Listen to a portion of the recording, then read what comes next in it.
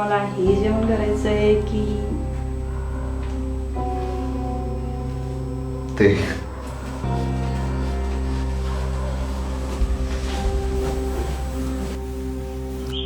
Avinash sir तर खरं तर म्हणजे त्यांच्या बायकोमुळे माझ्या तोंडाला लागतच नव्हते, पण त्या काळी ना मला त्यांची फार गरज होती.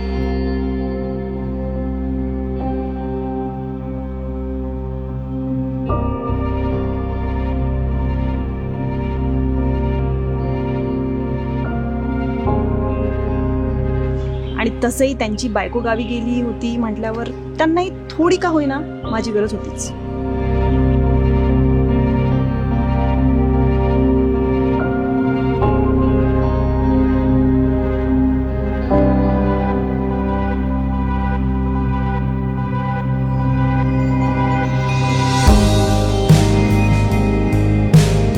कधी कधी मला कळत नाही